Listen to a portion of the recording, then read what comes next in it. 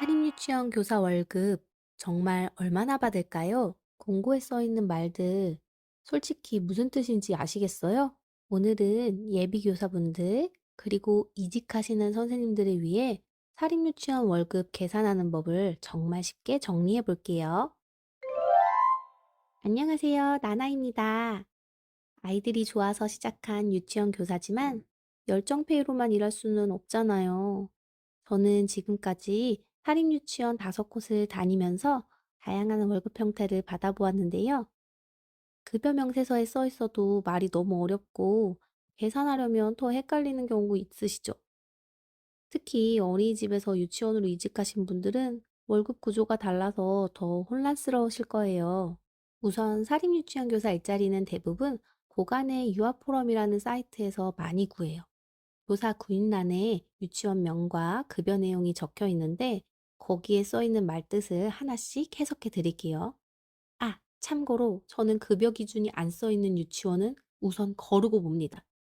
본인들이 조금 준다는 걸 알고 잘 안 써놓는 유치원일 가능성이 있거든요.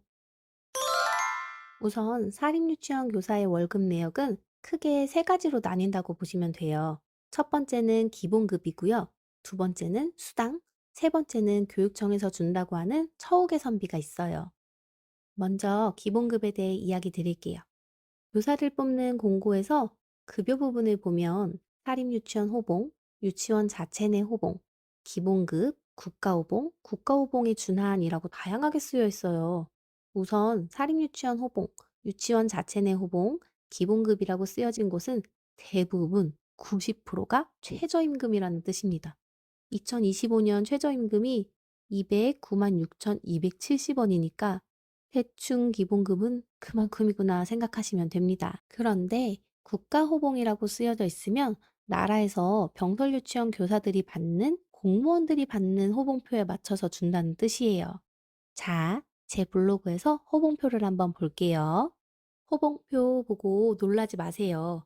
1호봉부터 시작하지 않아요. 전문대 졸업은 7호봉, 4년제 졸업은 8호봉, 사범대 졸업은 9호봉이 기본급으로 시작한다고 보시면 됩니다. 2025년도 호봉표 기준으로 7호봉은 226만 7천 원, 8호봉은 232만 5,100원, 9호봉은 236만 5,500원을 기본급으로 받는다는 뜻입니다. 여기서 속지 말아야 할 것도 있어요. 국가호봉에 준한 이 말 진짜 조심하세요. 정말 국가호봉을 주는 곳도 있지만 작년이나 재작년도 국가호봉을 준다거나 기본급은 낮은데 다른 수당을 합하면 국가호봉과 비슷하다고 이야기하거나 그런 것도 있으니 속지 않도록 꼭 조심하세요. 월급 구성의 두 번째는 수당이에요.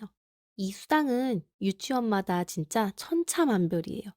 담임 수당을 유치원에서 또 주는 경우도 있고, 유치원에 얼마나 다녔는지에 따라 근속수당, 담당 업무가 있거나 맡은 바가 있을 때 주는 특별수당, 주임이나 부장으로 직책이 있으신 분들은 관련한 수당을 또 받기도 해요.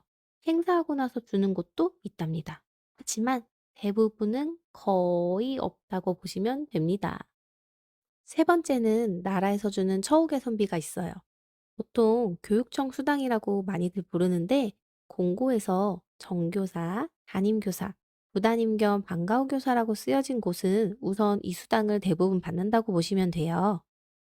그런데 이 교육청 수당도 담임과 부담임 겸 방과후 교사가 차이가 있고 1년에서 5년차 교사와 6년차 이상의 교사가 받는 금액이 달라요.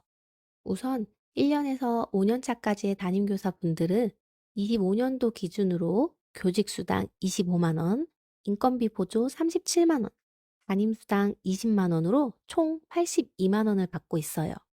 방과후반 교사는 여기서 담임이 아니기 때문에 20만 원을 뺀 62만 원을 받아요.